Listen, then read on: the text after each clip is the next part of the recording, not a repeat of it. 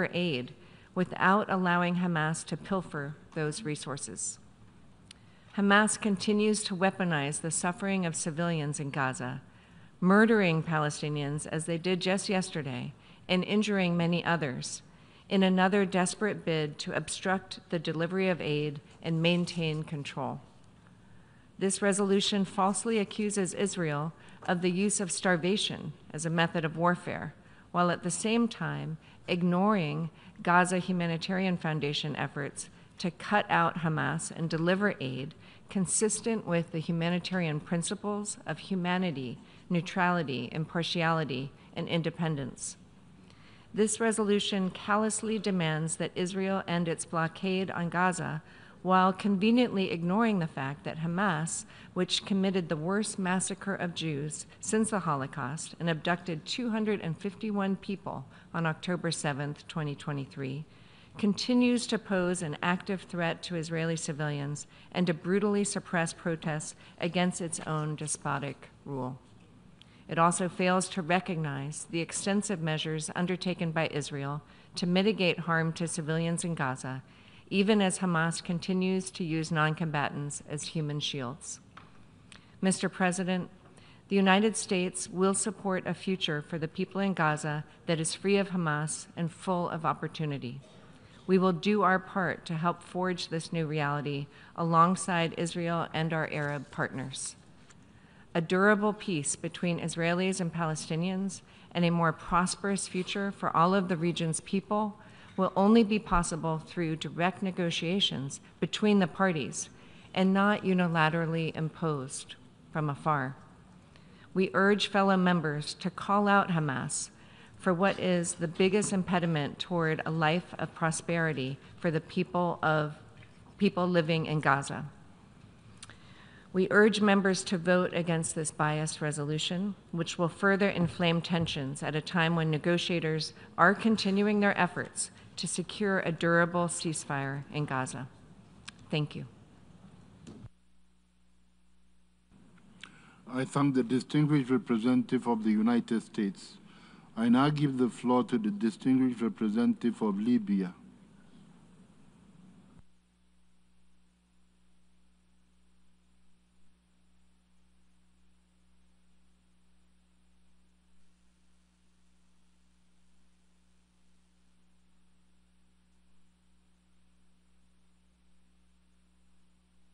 Mr. President, Libya would like to thank Spain and the core group for presenting this draft resolution in this timely manner. Ladies and gentlemen, the world stands yet again to be tested in a moment of truth, as it is being on the edge of moral collapse. A nation buried beneath rubble and ash.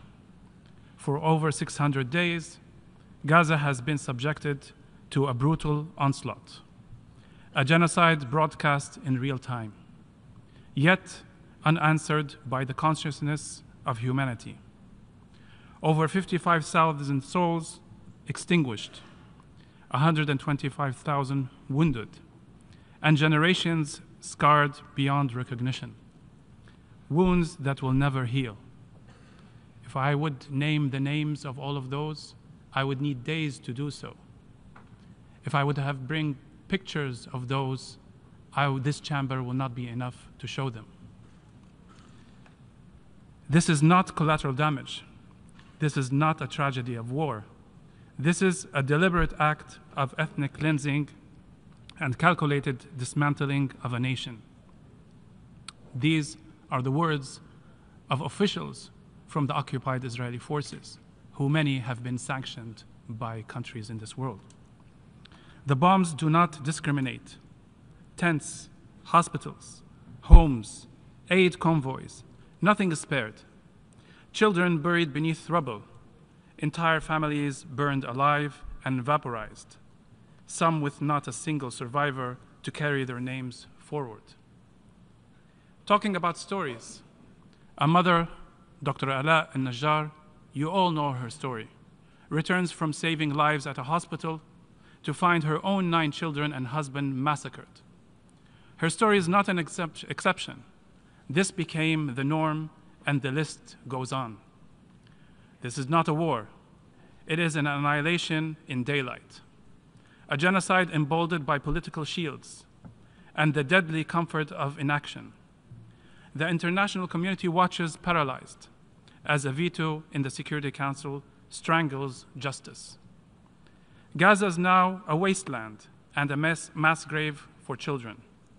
Its people displaced from north to south and back again with nowhere safe to go. Starvation is not a byproduct. It is a weapon of war. Food and water are withheld, malnutrition is weaponized against newborns, and aid is turned into bait in a concentration camp where fathers are executed for chasing a bag of flour to go back to their hungry children. And still, no accountability and no justice. Ladies and gentlemen, this is the moment of moral reckoning, and silence is complicity. Humanity is bleeding in Gaza, and the world must choose to uphold the law, dignity, and life, or to betray them all. It is time. It is time to break the silence. It is time to end the siege. Time to stop this madness, and time to stand with Palestine. History did not start on October the 7th. This is a struggle of 7 decades and still ongoing. Libya asks you to vote in favor of this resolution to help end this vicious cycle. Those pressing on the red button today to vote against this resolution will become a bloodstain on their fingers. This is going to be registered on this voting table in front of you, and it will be a testimony of your moral compass and double standards.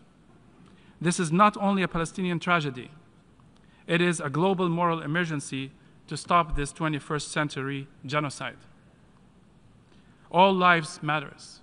All innocent lives matter, no matter which part you're from. So will you be on the right side of history, or will you let Gaza be your generation's shame for eternity? The choice is yours. Thank you, Mr. President. I thank the distinguished representative of Libya. I now give the floor to the distinguished representative for Paraguay.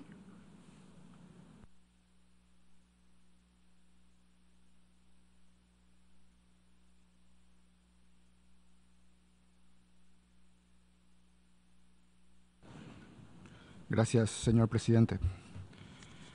El Paraguay confía en el rol insustituible de esta Asamblea como espacio para la búsqueda de soluciones pacíficas basadas en el derecho internacional con una visión sostenida de largo plazo.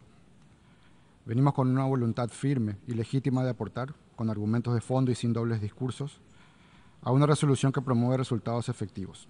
En este caso, el cese real de hostilidades, la protección de todos los civiles y del personal humanitario desplegado. El Paraguay votará en contra del proyecto de resolución que nos convoca hoy, con pesar, pero con convicción. Con pesar, porque compartimos el profundo anhelo de paz y de cese inmediato de las hostilidades. Con convicción, porque creemos que este texto no contribuye a lograrlo. Nuestro rechazo se funda en una observación de fondo. Esta resolución, cuyo texto no fue sometido a un proceso inclusivo de negociaciones, carece del equilibrio mínimo necesario para representar una herramienta útil en la búsqueda de la paz. En primer lugar, el conflicto en Gaza involucra más de una parte, pero el texto responsabiliza de manera exclusiva al Estado de Israel. Esto no es una interpretación, es una constatación. El nombre de Hamas no aparece ni una sola vez en todo el documento, a pesar de haber lanzado ataques, retener y matar rehenes y violar las normas del derecho internacional humanitario. Este silencio selectivo mina la credibilidad del texto y socava cualquier aspiración de una solución duradera.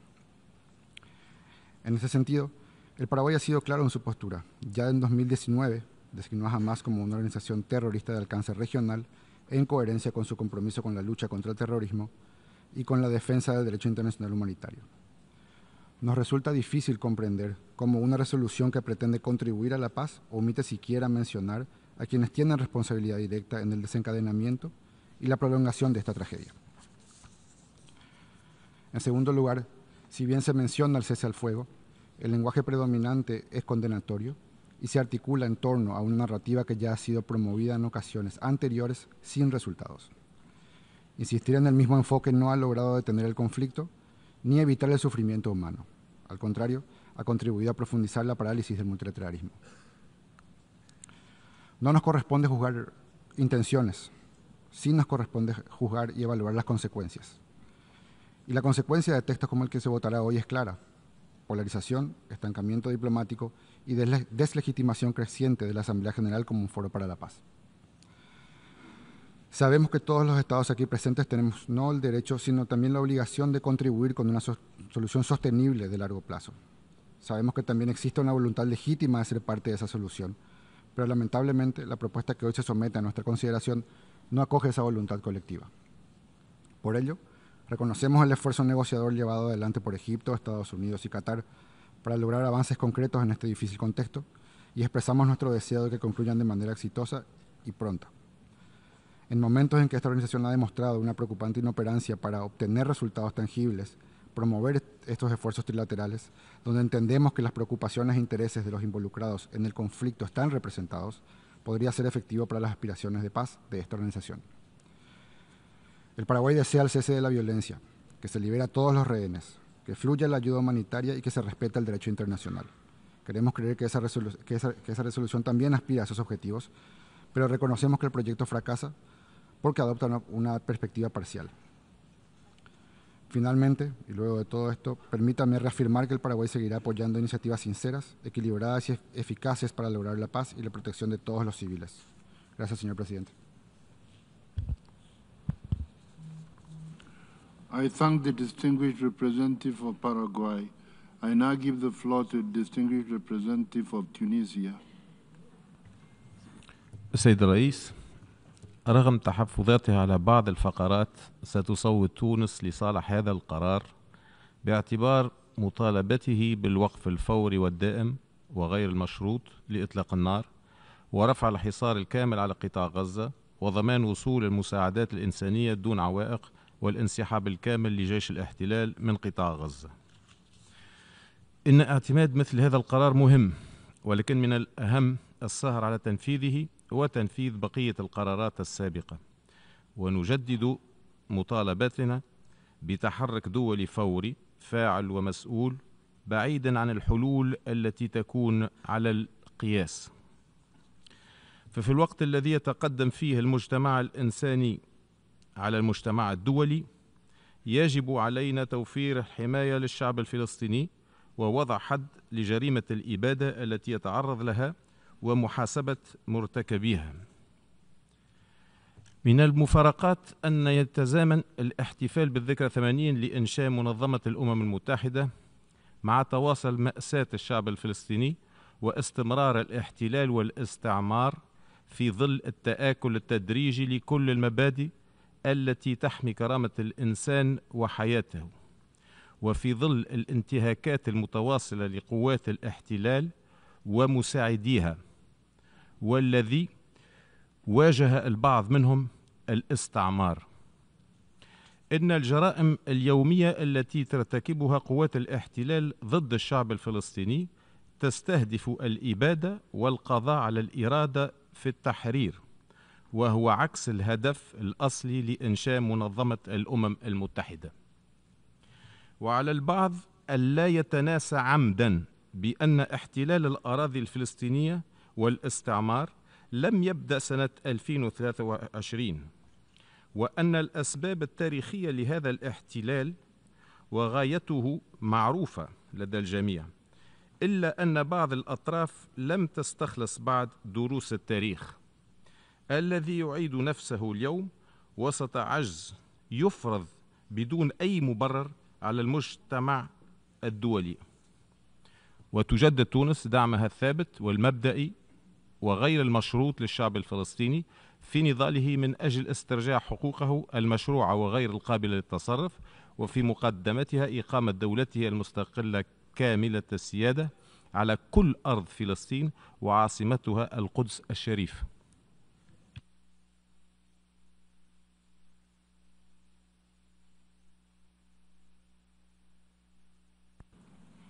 I thank the distinguished representative of Tunisia. I now give the floor to the distinguished representative of Canada. President, dear colleagues, Canada will be voting in favor of this resolution today. We will be voting yes. Because of the urgent need to secure a ceasefire, the release of all hostages, and the resumption of UN-led humanitarian aid delivery in Gaza on a scale that will actually meet the need of a people that have been deprived of adequate food for many months. It is incontrovertible, undeniable, that the humanitarian situation in Gaza is intolerable and has to be addressed immediately. The level of civilian casualties is abhorrent. The politicization of aid, of humanitarian assistance of any kind, is unacceptable, and the blockade of aid is illegal. All parties have to comply with their obligations under international humanitarian law, as do all of us, including the protection of civilians. United Nations and humanitarian personnel must be protected. The parties to this conflict, and again, all of us, have an obligation to facilitate the rapid and unimpeded passage of humanitarian aid for Palestinian civilians that are in need. The fighting must stop. The hostages must be freed. The real negotiations about the future must start just as we deliver humanitarian aid to all who need it as quickly as possible. Having said this, Canada once again must say that we profoundly regret that this resolution does not, with explicit language, condemn Hamas's horrific terrorist attacks on October the 7th, 2023, in which over 1,200 people were killed. The taking of hostages, many of whom were killed, still remain in captivity and is entirely unacceptable to us, and frankly, I think to this Assembly. The first time we voted on this issue, Canada moved an amendment to include reference to Hamas. It was supported by over 60% of the people who were voting, representing countries in the chamber. It should be possible for us to do it again, and I'm sorry we're not possible for that to happen today. For our part, we continue to condemn Hamas unequivocally. It is a listed terrorist entity in Canada for its acts of terror, and we call for the immediate and unconditional release of all remaining hostages. Il est clair que le Hamas doit désarmer et que l'organisation ne peut jouer aucun rôle dans la future gouvernance de Gaza. Tous les Palestiniens méritent d'être dirigés par un gouvernement légitime et représentatif, sans la participation d'une organisation terroriste. Notre vote ne dévie pas de notre soutien indéfectible à la sécurité d'Israël. Nous continuons à vouloir une amitié forte avec le peuple d'Israël fondée sur nos liens, nos valeurs et notre engagement commun en faveur de sa sécurité et de son avenir et l'avenir de son voisin. We also remain firmly committed to the two-state solution. The only viable pathway to the enduring peace and security that Israelis and Palestinians alike deserve. We will be discussing these issues in greater depth next week. But we believe firmly that the day in which two states can live side by side in security must come soon and must come closer. A day when we can speak the words shalom and salam together in peace, in respect, in dignity, and security. Thank you, Mr. President.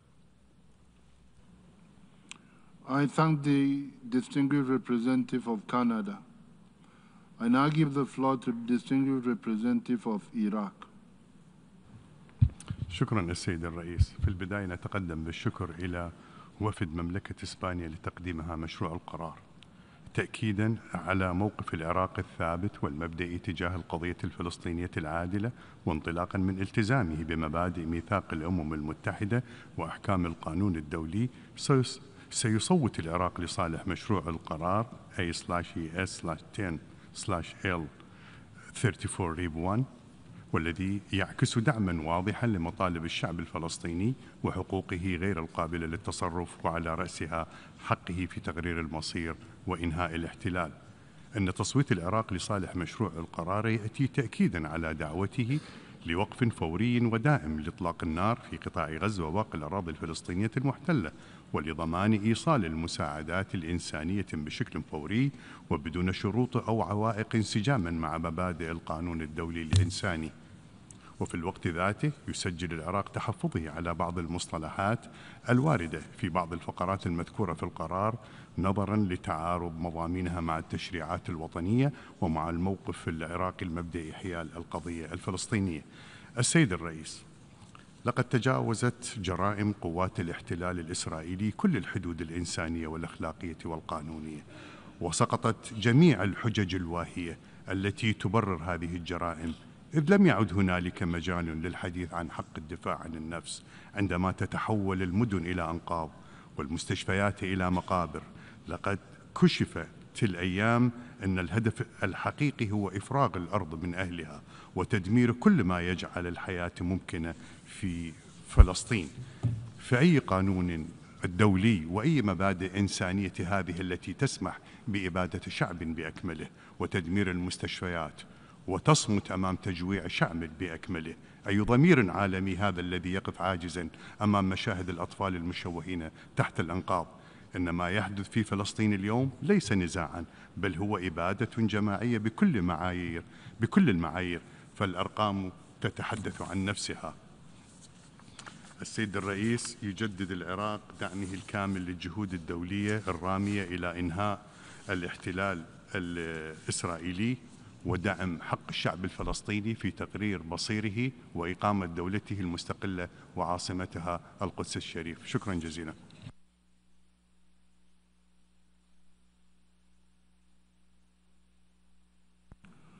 I thank the distinguished representative of Iraq. I now give the floor to the distinguished representative of India. Mr. President, this resolution comes against the backdrop of the worsening humanitarian situation in Gaza. India is deeply concerned at this deepening humanitarian crisis, and we condemn the loss of civilian lives. I would like to stress that India has always been on the side of peace and humanity. We have repeatedly called for protection of civilians and upholding of humanitarian obligations. We call for safe, sustained, and timely supply of humanitarian assistance to the people of Gaza. On our part, India has always provided humanitarian assistance to the people of Gaza, both bilaterally and through the United Nations. We also believe that release of remaining hostages and a ceasefire are important to ameliorate the humanitarian situation in Gaza. Our collective voice should echo this. India's abiding commitment to dialogue and diplomacy is well known, and we firmly believe that this is the only way forward. Continuing accusations and argumentation hinder the path to peace. India has always supported a negotiated two-state solution to the Israel-Palestine issue, leading to the establishment of a sovereign, independent, and viable state of Palestine living within secure and recognized borders, side by side, in peace with Israel. For this, we need to work towards creating conditions for early resumption of direct peace negotiations. We hope this August Assembly will send a clear message to expand the prospect for dialogue and diplomacy towards restoration of peace and bringing the humanitarian crisis in Gaza to an end.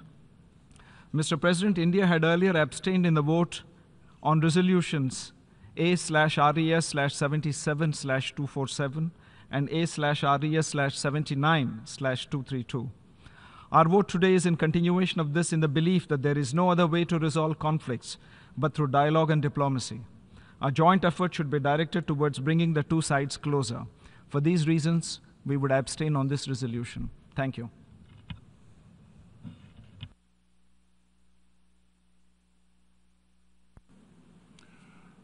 I thank the distinguished representative of India. I now give the floor to the distinguished representative of Latvia.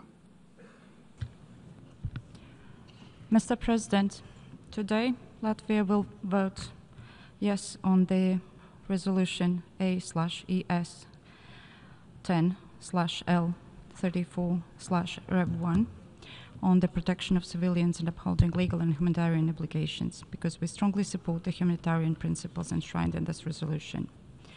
We regret that the resolution adopted does not include a clear and direct condemnation of Hamas, designated terrorist organization by many UN member states.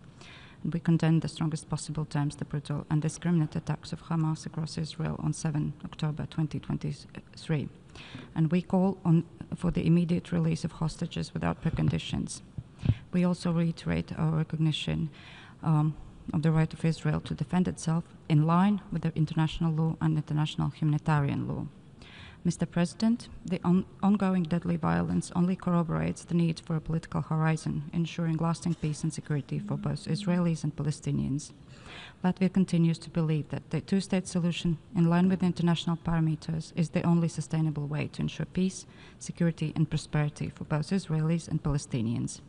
The international community should strive to create the conditions for resuming direct negotiations towards the same. I thank you.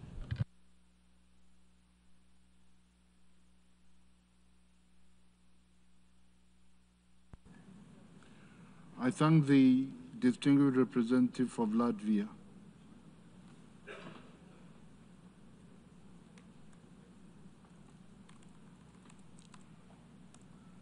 Ladies and gentlemen, we suspend for 5 minutes.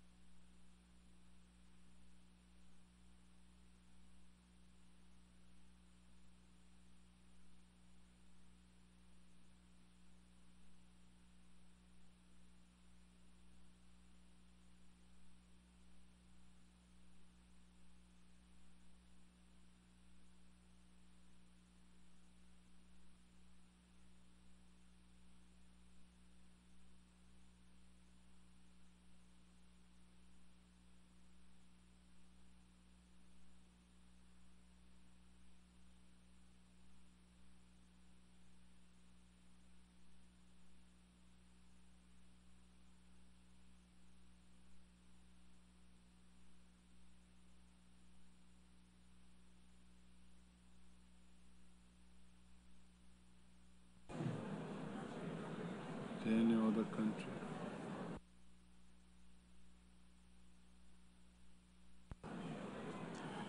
Ladies and gentlemen, the meeting is resumed.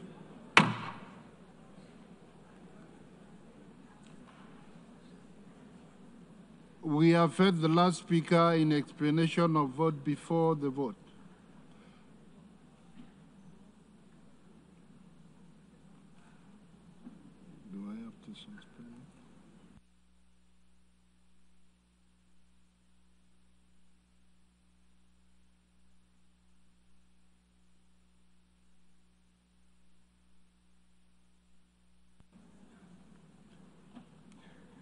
I have been informed that the State of Palestine would like to speak on the point of order.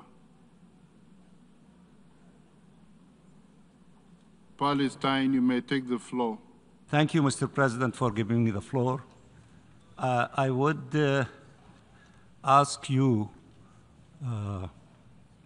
to give the people 2 minutes to get back to their seats in a point of order so that we can make sure that those who went for a few minutes for the short break that you requested to be able to assemble back in their seats. And I thank you very much, Mr. President. Thank you very much. We'll give them 2 minutes. You can begin to count the minutes now.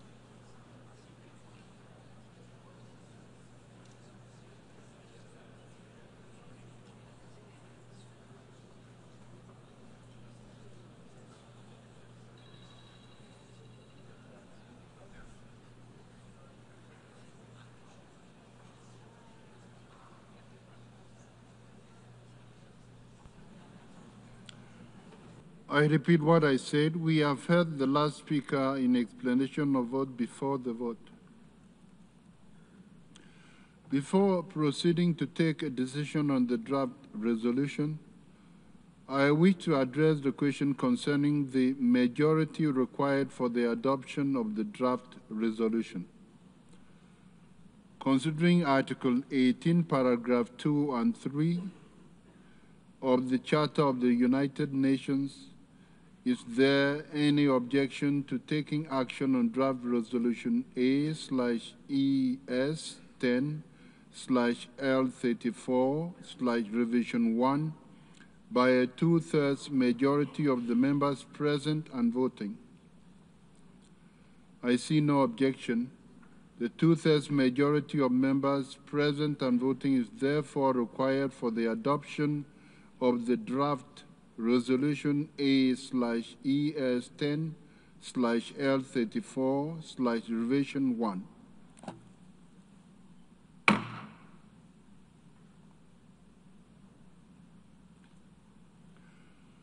The Assembly will now take a decision on draft resolution A/ES10/L34/revision 1 entitled, and I quote, "Protection of Civilians and Upholding Legal and Humanitarian Obligations," end of quote. A recorded vote has been requested. We shall now begin the voting process. Those in favor of draft resolution A/ES10/L34/revision 1, please signify. Those against? Abstentions? The General Assembly is now voting on draft resolution A/ES10/L34 revision 1 entitled Protection of Civilians and Upholding Legal and Humanitarian Obligations. Will all delegations confirm that their votes are accurately reflected on the screen?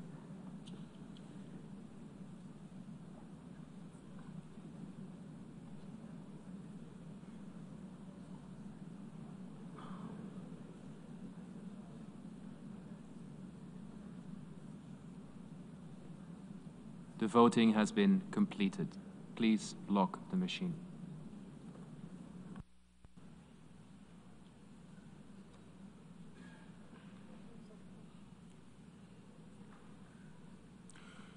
The result of the vote is as follows.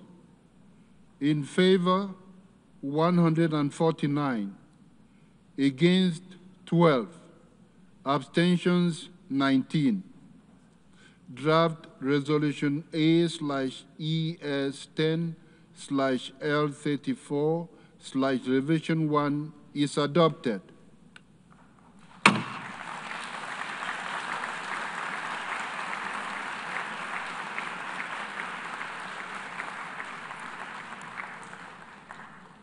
Before giving the floor for explanations of vote after the vote, may I remind delegations that explanations of vote are limited to 10 minutes and should be made by delegations from their seats. I now give the floor to the distinguished representative of Japan. Thank you, Mr. President. At the outset, I wish to convey our appreciation to the Kingdom of Spain for its leadership. This initiative is timely, particularly at the moment when the people of Gaza have been enduring unconscionable human suffering, marked by ever-intensifying hostilities and restrictions on humanitarian aid. Japan voted in favor of the draft resolution as its core values are in alignment with the steadfast position of my country.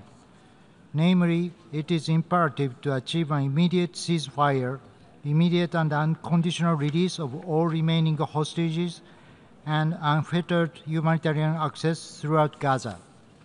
Moreover, we must uphold the relevant principles of international law, especially the obligation to protect civilians, an essential principle rightly underscored in this resolution.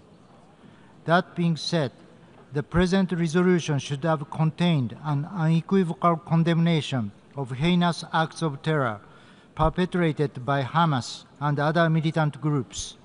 We must not forget the suffering of the innocent victims of this barbaric crime and that of their loved ones. Japan supports the mediation efforts of the United States, Qatar, and Egypt, and urges all parties to return to negotiations and make sincere efforts to end unfolding nightmare. From this standpoint, Japan has been taking concrete actions, including ministerial-level communication with Israel. During the meeting of the Japanese and the Israeli foreign ministers in Tokyo last month, Foreign Minister Iwaya Takeshi directly conveyed Japan's serious concerns to his Israeli counterpart, urging full adherence to international law, including international humanitarian law. Mr. President, resolutions remain mere words on paper if they are not properly implemented. It is our sincere hope that today's adoption will translate into meaningful and tangible progress on the ground. But ultimately, the only viable path to resolving this tragic decade-long conflict is a negotiated two-state solution where Israel and the independent Palestinian state can coexist side by side in peace and security. In this regard, Japan looks forward to the forthcoming high-level conference on the two-state solution. We are honored to co-chair one of the working groups alongside our esteemed Norwegian colleagues, and we remain firmly committed to contributing a just and lasting peace in the Middle East. I thank you. I thank the distinguished representative of Japan. I now give the floor to the distinguished representative of Liechtenstein.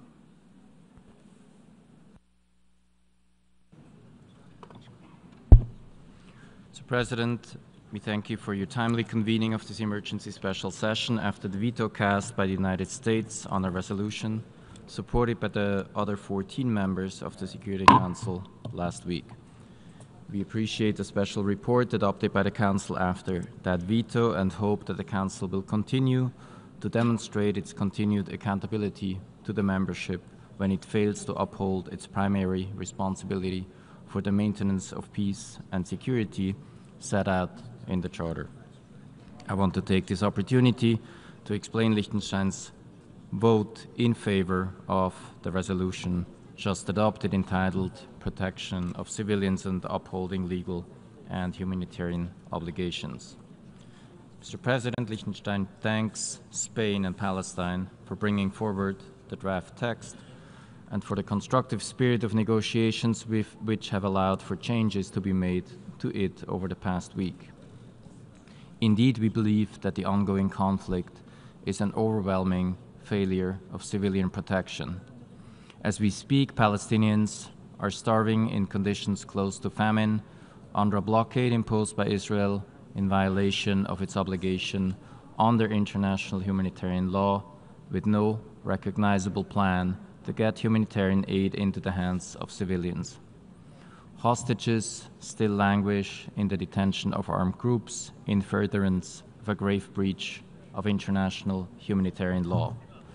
The situation so clearly demonstrates the obvious: there is no military solution. There is only a political solution. This is why we meet here today. Mr. President, Liechtenstein again calls on all parties and all those with influence on them to let the UN do its job. This organization has the ability fundamentally to keep people alive. The last few weeks have demonstrated that it is not possible to replace or substitute the life-saving work of UNRWA at scale. All United Nations and humanitarian personnel must be able to do this work. It is the least that can be done to save the civilian population in Gaza. All actors must fulfill their obligations under international law, notably international humanitarian law, in this regard.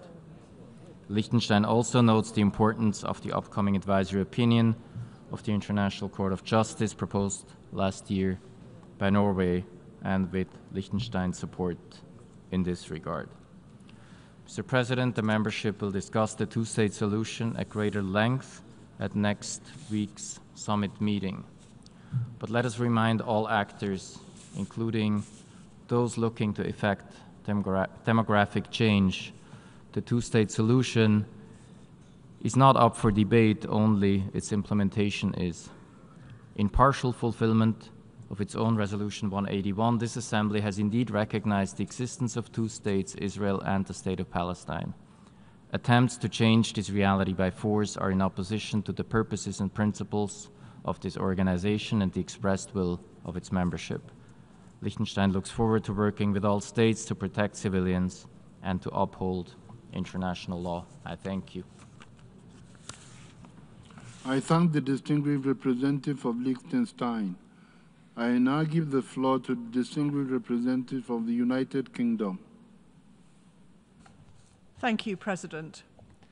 The United Kingdom voted in favour of this resolution in line with our unwavering determination to end the suffering in Gaza, bring the hostages home, and move towards lasting peace in the region.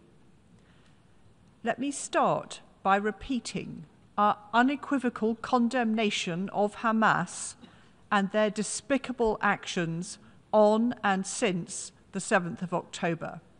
They must be held accountable and can play no role in the future governance of Gaza. The UK's commitment to Israel's security is resolute. President, the text of this resolution is clear that both Israel and Hamas need to agree to an immediate and unconditional ceasefire, that Hamas must immediately and unconditionally release the hostages, and that Israel, as the occupying power, must end its blocks on aid and ensure unhindered humanitarian access. And crucially, there must be an end to any actions that stand in the way of a two-state solution and the best chance for peace for the Israeli and Palestinian people. That is why this week, the UK, along with Australia, Canada, New Zealand, and Norway, sanctioned Bezalel Smotrich and Itamar Ben-Gvir. These two men are responsible for inciting settler violence against Palestinians in the West Bank with their extremist rhetoric. Attacks by violent settlers have led to the deaths of Palestinian civilians and the displacement of whole communities. We will not stand by while Israeli actions attempt to entrench a one-state reality. The UK is deeply concerned by ongoing Israeli operations in the West Bank, including incidents where children have been killed. This is appalling and unacceptable. President, there can be no military solution to this conflict. Over 55,000 Palestinians have been killed, and the IPC have been clear that 500,000 people are facing starvation. Israeli government policies which have completely blocked or severely restricted humanitarian aid are unacceptable. That civilians have been killed while desperately trying to feed their families is inhumane, and the UK rejects any attempts at demographic or territorial change in the Gaza Strip. While the UK voted in favour of this resolution, we wish to clarify that our long-standing position remains that Common Article 1 of the Geneva Conventions does not impose a legal obligation on states to ensure respect for international law by third parties. President, a two-state solution remains the only viable framework for a just and lasting peace. This is the fundamental principle that we must continue to strive for, to end the cycle of violence and give Palestinians and Israelis alike a better future. We welcome the leadership of France and Saudi Arabia in convening next week's conference in pursuit of this. I thank you. I thank the distinguished representative of the United Kingdom. I now give the floor to the distinguished representative of the Republic of Korea. Mr. President, as a Security Council member, the Republic of Korea has reiterated its deep concerns over the catastrophic humanitarian situation in Gaza. We have also stressed that it is an obligation of the occupying power to allow full and unimpeded humanitarian aid for innocent civilians in Gaza, in full cooperation with the UN and other humanitarian agencies. We have also strongly called for an immediate ceasefire in Gaza and expressed our steadfast support for the ongoing efforts by mediating countries, US, Qatar, and Egypt to secure a deal for a ceasefire and release of all hostages. Mr. President, today we voted in favor of the resolution tabled by Spain based on our principled and rule-based positions. We viewed the important elements included in the text of the resolution, including the demands for a ceasefire and release of all hostages held by Hamas for compliance with the obligations under international law and for the full and unhindered entry of humanitarian aid, as well as an unwavering commitment to the two-state solution. While we voted for the resolution adopted today, we understand its final text was a result of a compromise among member states to garner support as widely as possible. Thus, we would like to reaffirm our consistent position condemning the horrific terrorist attack by Hamas on October 7. Heading toward the high-level conference on the two-state solution to be held next week, we hope that the efforts by the international community, including the General Assembly, will contribute to restoring peace and stability in the region, as well as to enhancing the political horizon for a better future for both Palestinians and Israelis based on the two-state solution. I thank you, Mr. President. I thank the distinguished representative of the Republic of Korea. I now give the floor to the distinguished representative of Czechia. Well, thank you, Mr. President. And allow me first to express our deep concern regarding the grave humanitarian situation unfolding in Gaza. Czechia supports efforts to find a meaningful and durable resolution to the fighting on the ground, including the swift release of all hostages. The tragic developments we are witnessing clearly demonstrate that this protracted conflict cannot and will not be resolved by force alone. At the same time, I wish to reiterate my country's firm commitment to Israel's right to defend itself in full compliance with international law and international humanitarian law. Nevertheless, we cannot remain silent in the face of the dire reality on the ground, and we urge all sides, including the Israeli authorities, to take every measure possible to facilitate the unimpeded delivery of humanitarian assistance to the civilian population in Gaza. Mr. President, we indeed support many aspects of this resolution, particularly those explicitly aimed at addressing humanitarian needs in Gaza. Yet, the resolution regrettably goes well beyond its stated humanitarian objective by incorporating some highly politically charged and even one-sided assertions. First and foremost, while we acknowledge that for the first time this General Assembly resolution explicitly refers to Hamas, specifically in relation to the hostages currently held captive, we deeply regret that the text once again fails to unequivocally condemn Hamas's unspeakable atrocities of the 7th of October, carried out with the deliberate intent to murder innocent civilians, including women and children.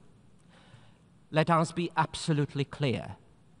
Hamas bears responsibility for countless atrocities, including perpetuating violence against Gaza's civilian population, cynically using civilians as human shields and diverting humanitarian aid for its own ends.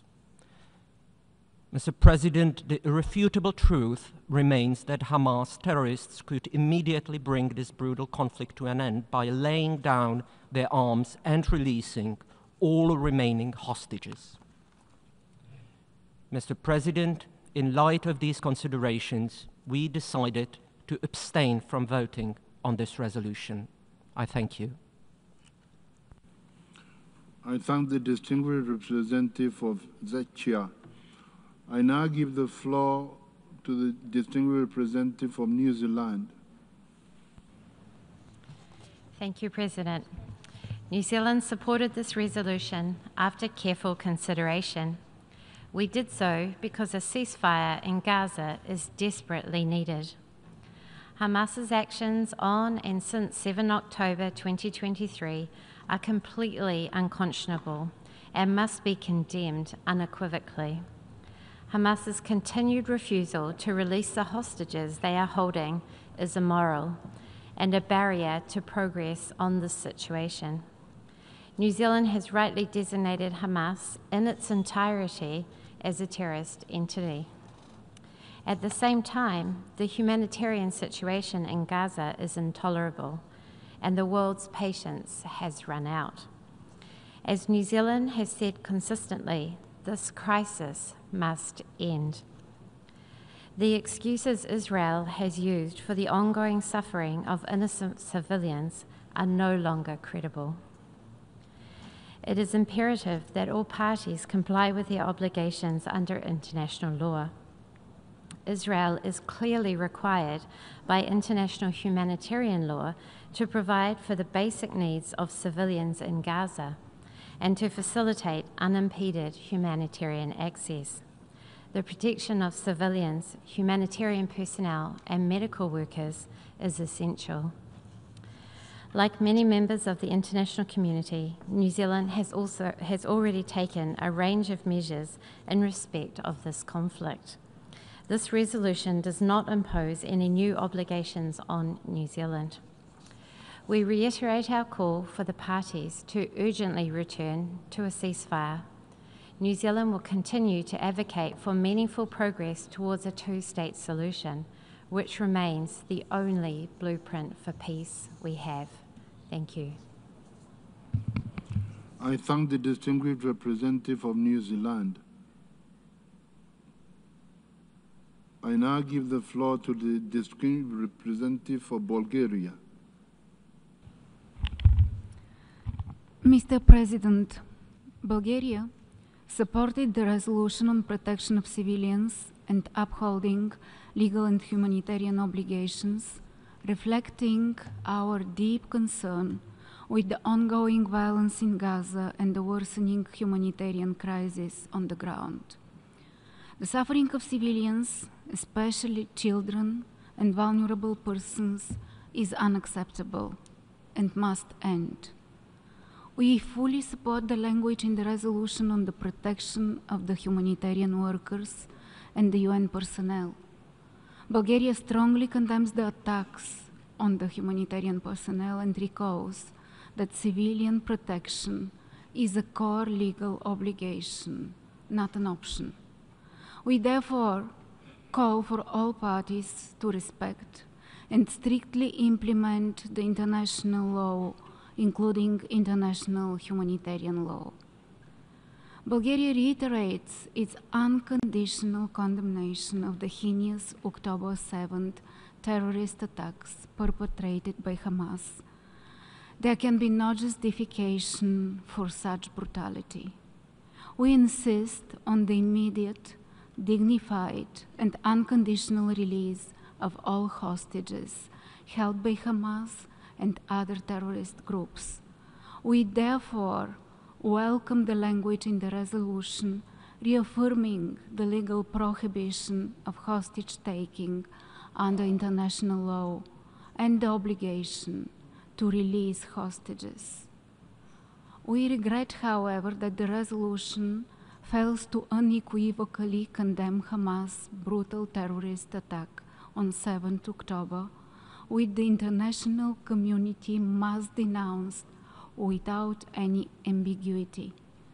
The international targeting of civilians, use of terror, and hostage-taking are blatant violations of international law, and the perpetrators must be held accountable. Bulgaria adds its voice to the call for upholding international law, recalls the need to fully implement the decisions and orders of the international courts, and will continue to oppose any attempts to politicization of the international judicial institutions. In closing, allow me to once again reaffirm Bulgaria's long-standing, principled support for the two-state solution. The vision of Israel and Palestine coexisting side by side can only be achieved if Hamas is excluded from playing any role in the future of Gaza. Thank you.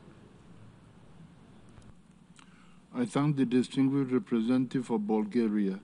I will now give the floor to the distinguished representative of Germany. Thank you, Mr. President. Germany voted in favor of the resolution. We took this decision after careful considerations and numerous consultations, including at ministerial level with partners. Some, such as Italy, will also take the floor later for an explanation of vote. We once again unequivocally condemn the horrific attacks carried out by Hamas and other terrorist groups on October 7, 2023. Horrific attacks against innocent civilians.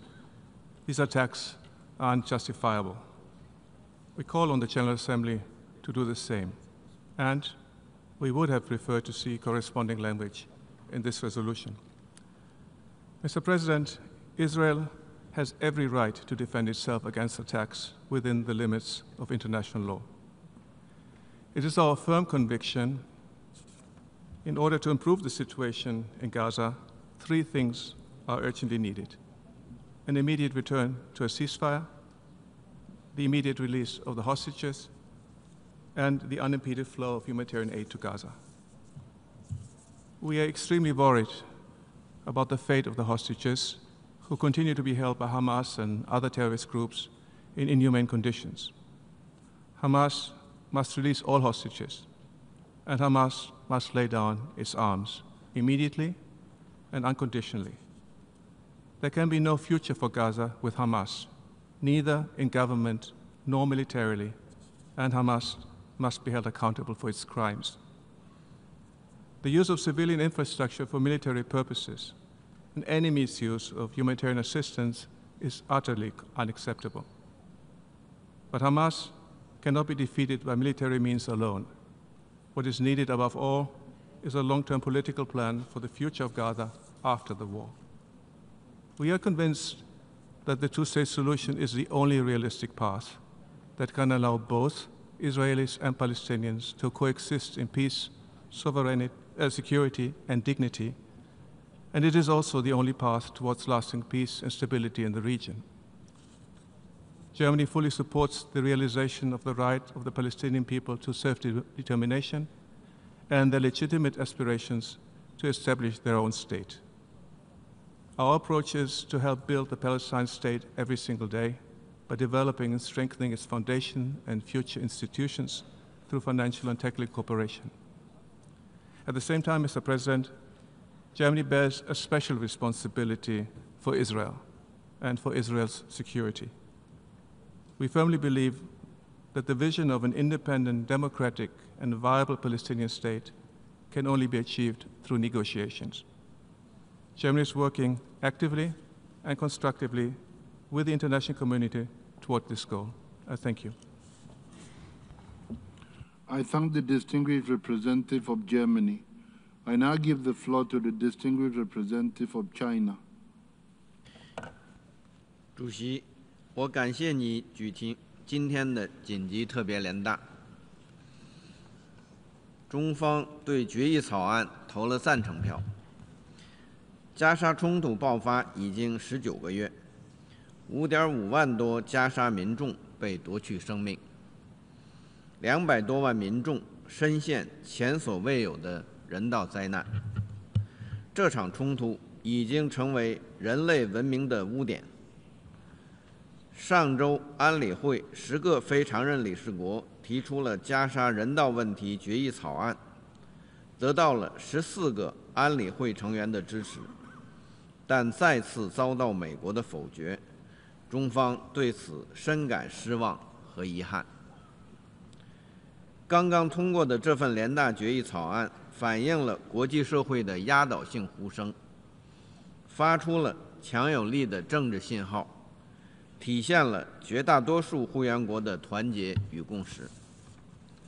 我们绝不能继续允许无辜平民死亡。以色列持续升级对加沙的军事进攻，每天都有大量无辜生命消逝。无论用什么样的借口杀害平民，都不会变得高尚和正义。残酷事实已经说明，武力打不出和平，延长战争只会导致更多的死亡和仇恨。立即实现持久停火，才是拯救生命、让人质回家的正确方式。我们敦促以色列立即停止在加沙的一切军事行动，对当事方有重要影响力的国家，应该秉持公正、负责任态度，采取切实有力的行动。我们绝不能继续允许加沙的人道灾难恶化。联合国等人道机构多次发出警告，加沙即将发生大规模饥荒，而在加沙边境之外，大量食品堆积在仓库，却无法运送给饥饿的平民。这种强制剥夺民众获取生存物资权利的行为，违反国际人道法，残忍且不可接受。联合国已经指出，美国、以色列推动的人道物资分配机制违反公正、独立和中立原则，不足以缓解人道局势，反而给平民带来更大的危险。中方坚决反对把人道救援武器化，敦促以色列履行占领方义务，立即解除加沙封锁，全面恢复人道物资准入，支持联合国等人道机构开展工作。我们绝不能继续允许多边主义基石被侵蚀。冲突爆发以来，联大和安理会通过了多份决议，要求停火。国际法院发布了多项临时措施命令，但均没有得到有效落实。全面落实安理会决议是联合国宪章规定的所有会员国的义务。遵守国际法和国际人道法是各国义不容辞的责任。国际社会应采取必要行动，制止所有违法行为，并予以追责，共同捍卫多边主义和国际法权威。主席，落实两国方案是解决巴勒斯坦问题的唯一可行出路。下周将举行落实两国方案高级别会议，我们期待会议通过务实有效的成果，为实现两国方案前景注入新的动力。中方将同国际社会共同努力，持续推动平息加沙战火，缓解人道灾难，最终实现巴勒斯坦问题全面、公正、持久解决。谢谢主席。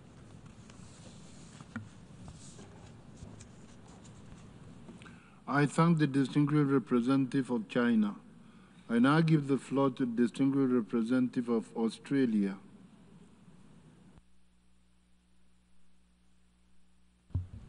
Thank you, President.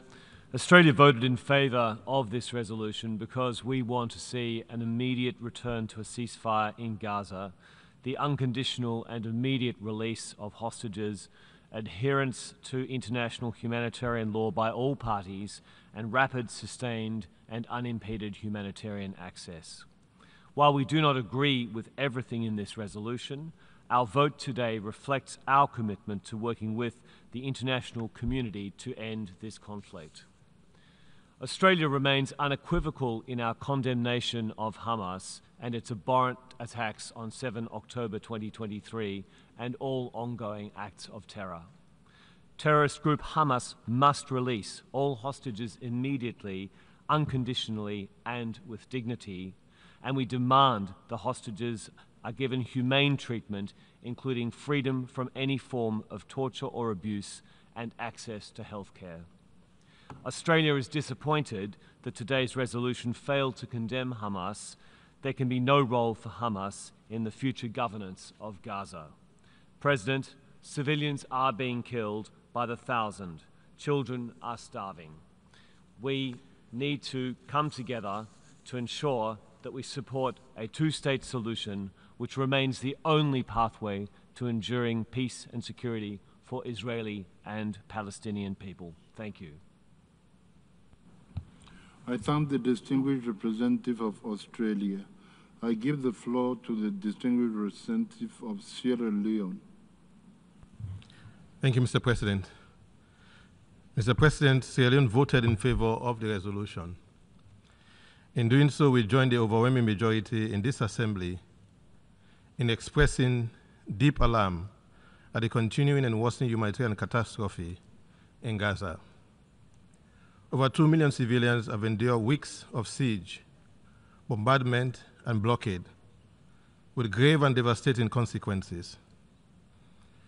The territory now confronts the prospect of famine after more than 11 weeks of total siege and severe restrictions on the flow of food, water, fuel, and medical supplies.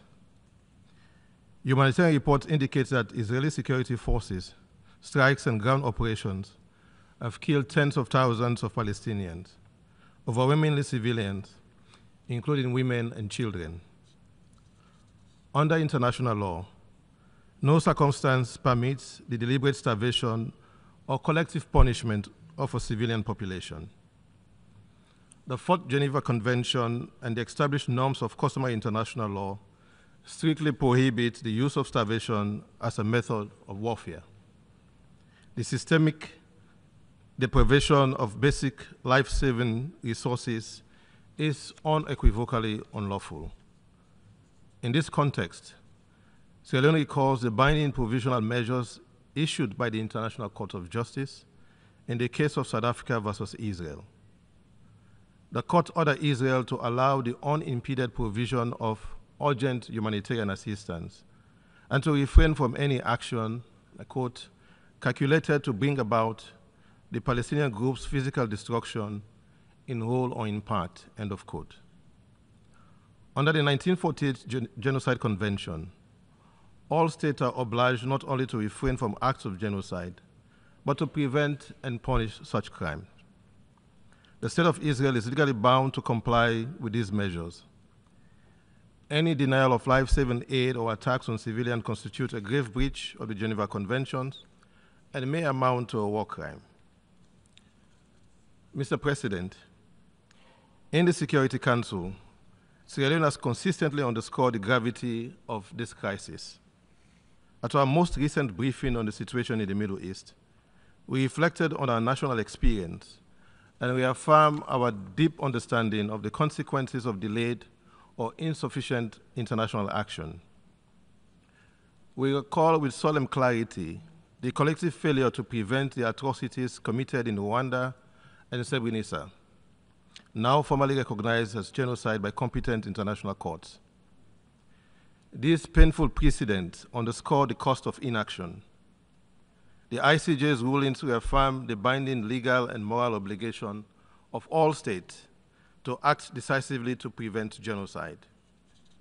The duty to prevent genocide is not discretionary. It is a preemptory norm of international law, jus cogens, binding upon all states. This duty requires not only abstention from such crimes, but the taking of timely, active, and effective measures to avert them. Today we face a moment of equal grave consequence. We are alarmed by credible and persistent reports of indiscriminate bombardment, the destruction of essential civilian infrastructure, the obstruction of humanitarian access, and inflammatory rhetoric. Together, these acts and omissions may contribute to creating conditions of life intended to bring about the destruction of a group in whole or in part, conduct expressly prohibited by the Genocide Convention. Mr. President, when Sierra Leone joined our elected council members in co-penning a draft resolution focused on addressing Gaza's worsening humanitarian crisis, We did so in full alignment with the ICJ's determination that Gaza's population must not be deprived of humanitarian assistance. Regrettably, despite its purely humanitarian focus, the draft resolution, aptly described by the E10 coordinator as the bare minimum, was vetoed by one permanent member, even as all 14 others voted in favor. Surely, silence or inaction in the face of mass atrocities must never be normalized. When the Security Council is paralyzed by the use of the veto, it falls to this General Assembly to act, and has rightly done so today. Sierra Leone fully supports the resolution's call for the protection of civilians and the unimpeded provision of humanitarian assistance. We also express grave concern at the recent interdiction of the United Kingdom flagged humanitarian vessel Medlin by Israeli naval forces, reportedly in international waters. The ship carrying aid and civilian volunteers, as reported, was seized hundreds of kilometers from Gaza. Such actions violate the law of the sea and customary international law, which grant flag states exclusive jurisdiction on the high seas. Even where blockades are recognized under international law, they must not be used to starve civilian populations or obstruct humanitarian relief. Mr. President, accountability is essential. The deliberate use of starvation, attacks on medical personnel or UN workers, and the destruction of civilian infrastructures are not only violations of Geneva Conventions, but they also impose conditions of life calculated to bring about destruction, prohibited under international law. This Assembly must therefore invoke all lawful means, all lawful measures to uphold accountability and ensure respect for international law. Let us be clear, the rules which we invoke are acceptable as the rules developed and codified by the international community to promote peace and security, cooperation for development, and the protection of human dignity. Sadly, we do not invoke the rules today with the expectation of compliance. The experience of our tenure on the Security Council makes clear that compliance is unlikely in the absence of credible pressure from those with the means and leverage to ensure it.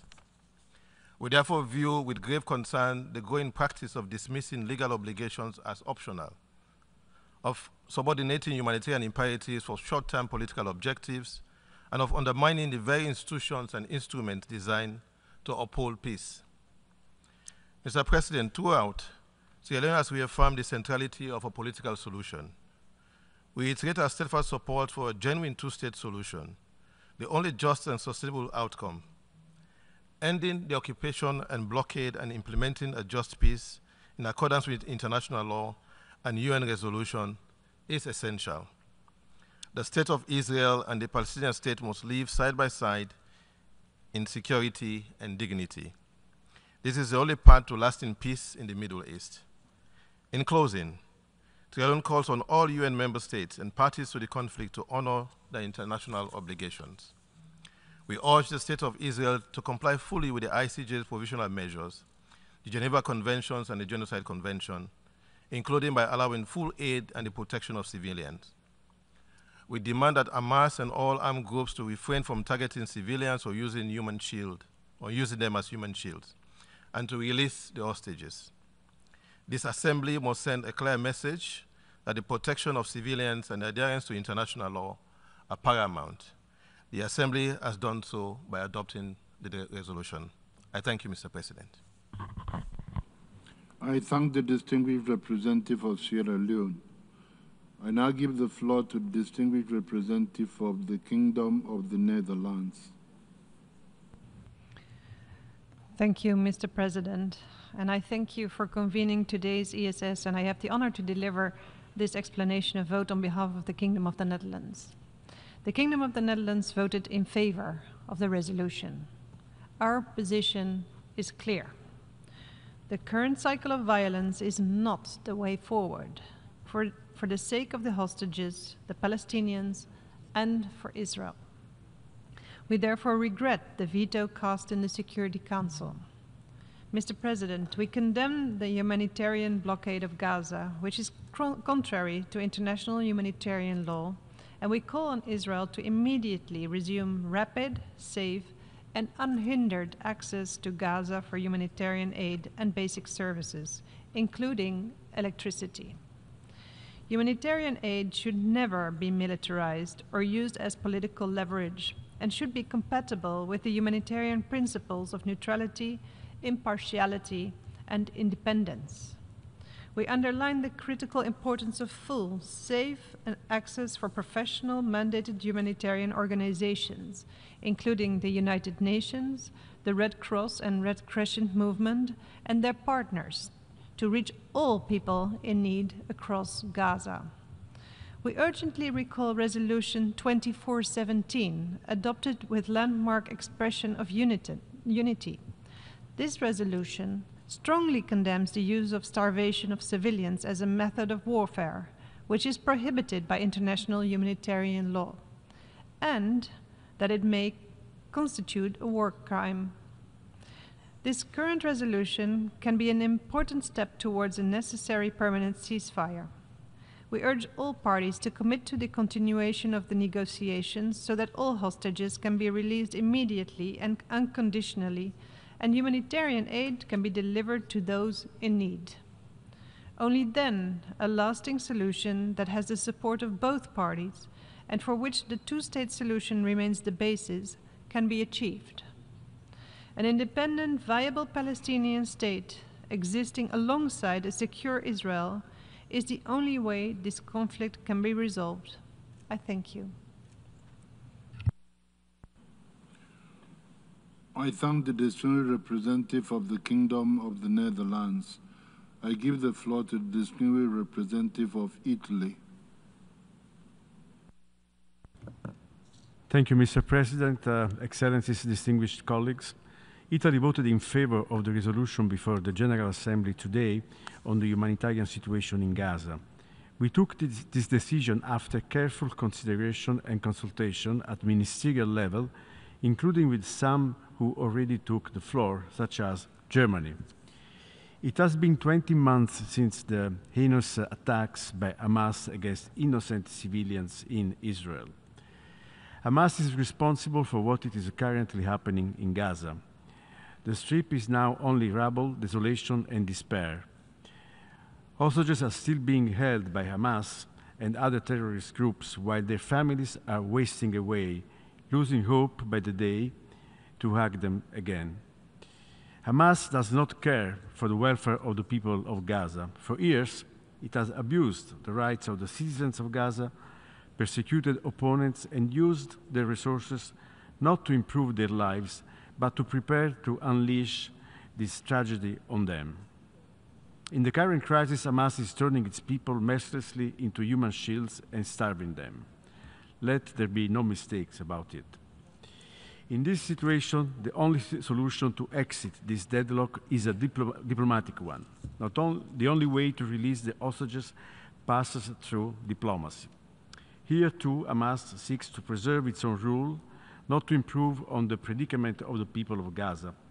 We recognize the inherent right of Israel to self-defense, and we strongly reiterate the imperative to take all the hostages back home. Such objectives could, however, be realistically achieved only with an immediate ceasefire that would also alleviate the immense suffering of the Gazan civilians. It is essential that the territories of the Strip are made accessible to the action of international organizations, making it possible to resume full and unimpeded humanitarian assistance to the people of Gaza based on the respect of the rules of international humanitarian law. With today's resolution, the international community addresses those points, focusing on the indispensable humanitarian efforts to end the civilian misery, release the hostages, prevent further loss of life in Gaza. Of course, no resolution is perfect. We would have preferred to see in the text a clear condemnation of Hamas for all the above-mentioned reasons, or a paragraph spelling that hostage-taking and the use of civilians as a human shield are unequivocally against international humanitarian law. Notwithstanding those lacunae, we decided nonetheless to vote yes because of the overarching objective to get an immediate ceasefire, sparing innocent civilians, innocent women and children life, and making sure that humanitarian assistance is supplied immediately at scale and safely. Attaining this objective should also involve finding a solution to the Palestinian question. Italy firmly believes in a two-state solution whereby two states, Israel and Palestine, live in peace, dignity and security within international recognized borders, and two people, Israeli and Palestinians, have an equal right to exist and thrive. Italy will continue to work relentlessly toward this objective, also by co-chairing with Indonesia the Working Group on Security for Israelis and Palestinians in the framework of the Conference on the Two-State Solutions from June 17 to June 20. Thank you, Mr. President. I thank the distinguished representative of Italy. Now I give the floor to the distinguished representative of Thailand. Mr. President, Thailand voted in favor of this resolution because of our firm conviction that to address the urgent humanitarian crisis in Gaza is not only a moral imperative, but also a fundamental responsibility of the international community. Thailand remains deeply concerned about the dire humanitarian situation in Gaza and echoes the urgent appeal for the immediate, safe, and unhindered delivery of humanitarian assistance to all civilians in need. The UN personnel and humanitarian aid workers must be protected by all parties. The role of the UNRWA is critical to providing essential services and much-needed assistance, as well as to protect the rights and dignity of the Palestinian people. We call upon the international community to render support for its vital work. As we strengthen our collective humanitarian efforts, Thailand reiterates the urgent need for the international community to adopt a constructive approach towards achieving a lasting and sustainable peace in the region. Thailand urges all parties involved in the conflict to engage in diplomatic efforts to secure an immediate and durable ceasefire, the unconditional release of all remaining hostages, and the resumption of meaningful dialogue. We support the continued efforts of all parties concerned towards achieving a peaceful solution to the conflict, with the realization of the two-state solution by which the states of Israel and Palestine live side by side in peace and security in accordance with international law and the relevant United Nations resolutions. Lasting peace and stability in the Middle East must be supported by the creation of sustainable livelihoods and the promotion of the well-being of the Palestinian people. Thailand welcomes ongoing efforts toward the recovery and reconstruction of Gaza. We take this opportunity to reaffirm our determination to take part in these reconstruction and long-term development endeavors, which are crucial for ensuring a viable and prosperous future of the State of Palestine.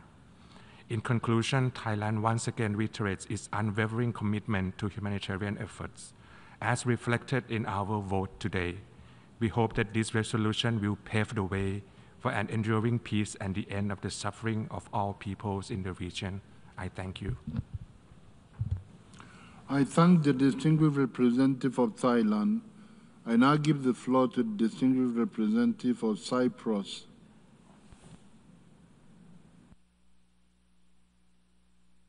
As a matter of principle, Cyprus reaffirms its commitment to the full protection of all civilians.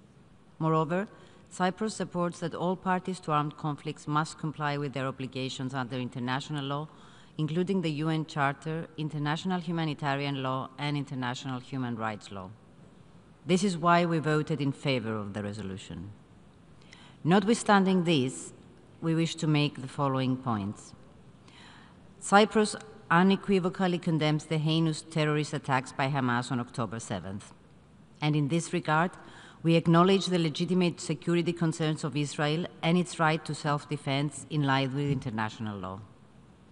We also join the calls for the resumption of negotiations for a lasting and permanent ceasefire, which will entail the release of all hostages. All restrictions must be lifted to enable the immediate reestablishment of safe, sustained, and unimpeded flow of humanitarian assistance at scale for the civilians in Gaza. Mr. President, Ultimately, the only sustainable way forward that meets the security concerns and needs of the legitimate stakeholders is reviving the Middle East peace process on the basis of a two-state solution in line with the UN resolutions. We will continue actively supporting this aim of achieving enduring conditions of peace and dignity, equally for Israelis and Palestinians alike, as well as for fostering long-term stability in the Middle East as a whole. I thank you. I thank the distinguished representative of Cyprus. I now give the floor to the distinguished representative of the Marshall Islands. Mr. President, I wish to provide a short statement in explanation of our vote on Resolution L34. This resolution is now inadequate, and this continued undertaking now dysfunctional, where we vote on nearly the same words in repetition. Many in our remote Pacific Islands care deeply about what's happening and taking place in Gaza and Israel. Stories handed down by generations before us about World War II, the death, devastation, sufferings, and hunger visited upon our people and islands are part of our history. So while we may be a small speck of islands on the other side of the world and far from what's happening in Gaza and Israel, having experienced war, we know and we do care deeply about the humanitarian sufferings and the security issues raised in this resolution. Resolution 34 addresses the current humanitarian crisis in the occupied Palestine and in particular Gaza. It calls for the ceasefire to resume and for accountability regarding violations of international law for all parties, including international humanitarian law with regards to the denial of access to humanitarian aid and the use of starvation as a method of warfare. Last year, the UN Security Council passed a resolution nearly identical to this one before the General Assembly today. This resolution today, just like the UN Security Council resolution, reflects our humanitarian and legal consensus. And today we remain without a clear endpoint to a ceaseless civilian tragedy in Gaza, and the need persists to fully resolve kidnapped hostages and their remains. This resolution clearly states the due obligation under international law to deliver humanitarian aid unrestricted and without prescribing the distribution channel. That such a fundamental need for humanitarian survival becomes a patrol mass killing as of grave concern. Yet also of concern is any potential for Hamas to take part in aid diversion. Months become years of a human rights crisis and violations remain without international accountability, and the same objective and factual evidence demanded elsewhere. Neither does the resolution bring itself to adequately reference the violent actions of Hamas on 7 October 2023, an entity which a majority of this body once defined as a militant and terrorist organization. The complexity of Gaza as both a security issue and as a humanitarian crisis has to be more clearly addressed. We too join the cause in emphasizing a two-state solution, as does the resolution. But we aren't going to return to the 2000 Camp David summit, nor return to the ceasefire as called for in this resolution without a significant step change in political will and perspective by all key and necessary actors. Simply put, as a General Assembly, we may not be able to easily wish or vote our way to a ceasefire. The Marshall Islands support any and all effective efforts to address recovery and reconstruction and urges continued dialogue towards the final and joint products, as well as how to jointly implement such approaches. And this crisis deserves leadership and pragmatic results before it continues to worsen and descend. The dramatic scale of suffering deserves a more effective response than institutional volley between the General Assembly and the Security Council. Mr. President, for the foregoing reasons, we voted abstain on Resolution 34. Thank you. I thank the distinguished representative of the Marshall Islands. I now give the floor to the distinguished representative of Ghana. Mr. President, once again, the dire circumstances in the occupied Palestinian territory, especially the Gaza Strip, have imposed upon this Assembly the responsibility to resume the 10th Emergency Special Session of the General Assembly and the solemn duty to act, and act we have. Since the horrendous attacks by the Hamas militants against southern Israel on 7th October 2023, the world has witnessed with the greatest of concern the brutal, disproportionate, and inhumane response that has been rolled out against the entirety of the Palestinian population in Gaza.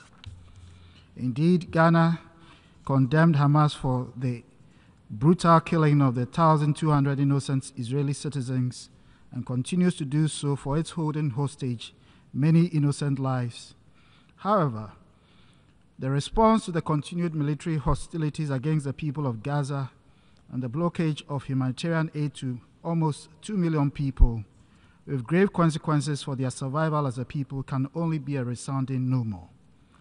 Mr. President, for my delegation, the outcome of the vote this afternoon is a reflection that no matter how grim circumstances may appear to be, the world is always filled with people ready to stand with what is right and to make their voices count. While Ghana takes careful note of the legitimate concerns of the State of Israel, the overriding interest of our common humanity, and the necessity to restrain all actions within the limits of international law and the Charter of the United Nations, compelled us to affirm strongly our unambiguous support for the resolution. We hold that this Assembly's decision today is a clear signal to Hamas that the international community does not tolerate its intransigent acts that run counter to the interest of the Palestinian people in Gaza. It must immediately and unconditionally release all hostages and take seriously all ongoing mediation efforts to activate the different phases of the broken ceasefire agreement that is now required more than ever. The future of the Palestinian people is at stake, and many of us here recognize it, but so also is the future of Israel and its people. Ghana therefore calls for both parties to seize the window of opportunity for peace that has narrowly been opened and to make determined efforts towards the immediate cessation of the conflict, the release of all hostages, the opening of access for humanitarian assistance, and the preservation of important pillars of promise that can restore a political horizon for a future dialogue, rebuilding, and the creation of the foundations that would enable the evolution of a peace-loving Palestinian state to exist side by side with the State of Israel. Thus far, war, death, and destruction have prevailed. But now, with the adoption of the resolution this afternoon, we must give peace its chance. I thank you very much. I thank the distinguished representative of Ghana. We have heard the last speaker in explanation of vote for this meeting. We shall hear the remaining speakers at a later date to be announced. The meeting is adjourned.